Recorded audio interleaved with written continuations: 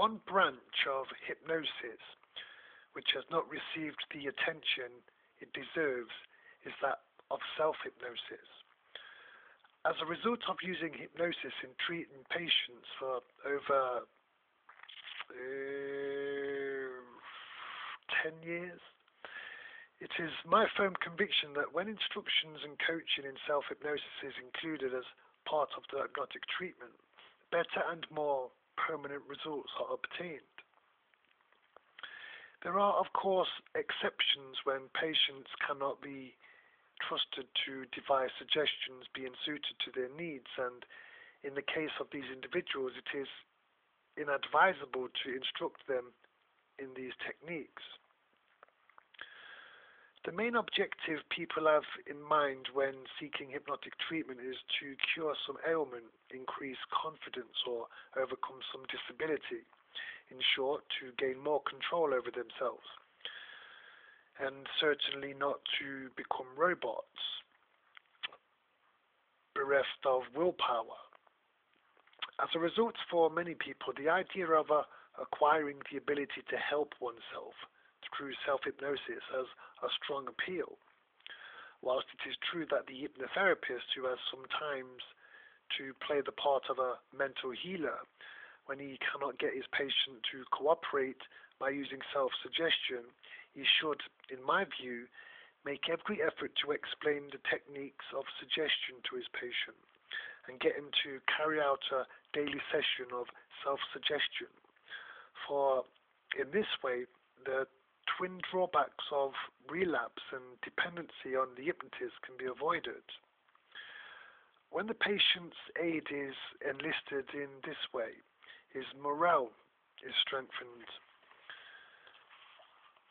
by the fact that he is playing an active part in his own treatment, and he is also able to administer self-suggestions on intimate or personal matters. It has been said that all hypnosis is basically self-hypnosis anyway, and there is much to support this view. It is the subject's belief and conviction that the hypnotist possesses the mysterious power to hypnotize people, which in great measure invests him with this power. If the subject doubted the hypnotist's ability, it is very unlikely he would be hypnotized. Instruction and coaching patients in self-hypnosis is greatly aided by the fact that when a trance has been attained, this mysterious power can be passed over to the patient by using post-hypnotic suggestions such as "you can do this yourself," as this opens up the very valuable auxiliary of self-treatment. Self-hypnosis, in my opinion, is one of the most important branches of hypnosis. My belief in the value of self-hypnosis was aroused many years ago as a result of my experiences when conducting hypnotic demonstrations during lectures, tours, and in later years by witnessing the powerful effects produced by self-suggestion when the impressionable imaginations and superstitions of various natives were influenced and manipulated by witch doctors and other indigenous medicine men and healers. My belief in the power of self-suggestion was further strengthened and confirmed by my own experience and training in yoga in India, and gained by the results achieved by members of classes whom I had instructed to use of the techniques of self-suggestion and self-hypnosis, and lastly by seeing daily the negative results of self-suggestion in a wide variety of psychosomatic ailments and nervous troubles. One of the first examples of the power of self-hypnosis which I witnessed was in Sydney, Australia, many years ago. I was including a brief hypnotic demonstration in a lecture I was given on psychology, and had called for some volunteers. Turning to one of the volunteers, I made a motion of my hand for him to sit down. To my surprise, he immediately went into a hypnotic trance. I had not spoken to him or tried in any way to hypnotize him. It was his own emotional expectation and misinterpretation of my gesture which had caused him unknowingly to hypnotize himself. this volunteer was of the type in which the trances can be created immediately, as described in earlier sections, as the instantaneous method. The French psychologist Janet describes this type of hypnotic induction as instantaneous somnambulism, and it is an impressive example of self-suggestion. Again and again I travelled in Australia, New Zealand, Africa and India. I found more and more corroboration of the power of self-suggestion, not only in the results achieved and the changes made in their lives by members of the classes to whom I taught self-hypnosis, but also in the lives of the followers of various religions and beliefs.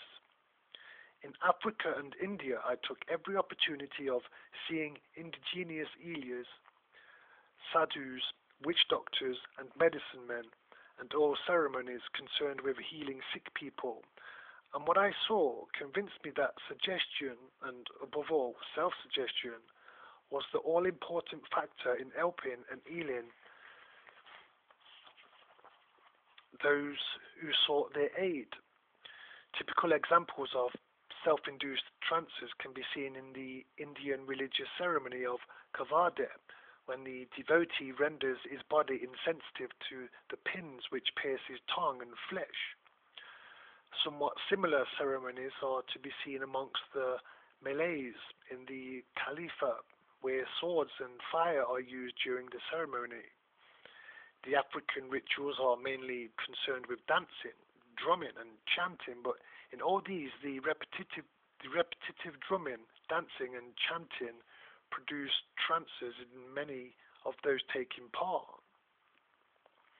However dissimilar the above ceremonies might appear, they have much in common, for most of the people taking part in them are seeking a cure for some sickness, and the indigenous practitioner, whether he is a priest, medicine man or witch doctor, conducts a ceremony or ritual which is linked up with the tribal, religious or cultural beliefs and superstitions of the devotee or supplicant. These are the beliefs in which the follower or patient has been brought up, and he will conform and follow the ritual of dancing, chanting or whatever it may be, and after a while goes into a trance state.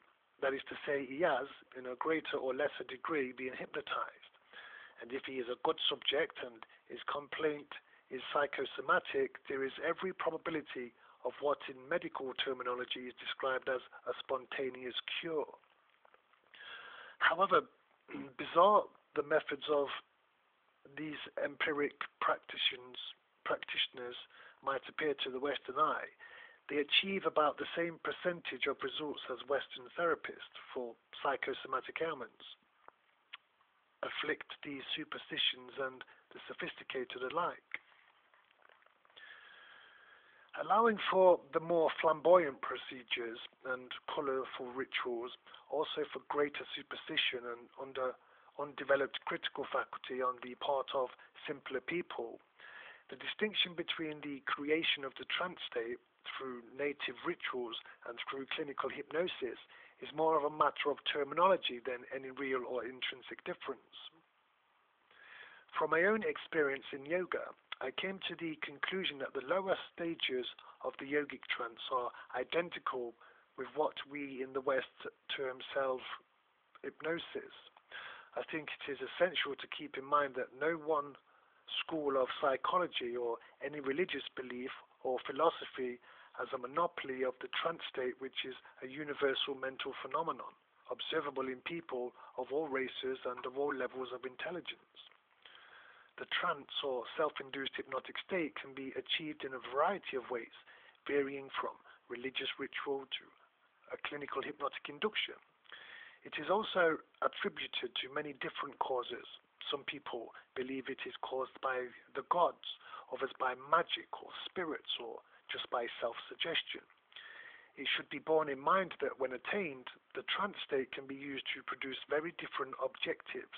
For instance, insensibility to pain, analgesia, single-mindedness in study, a cure for some ailment, increased confidence, conducting research into extrasensory perception, or as in yoga, to develop spiritually.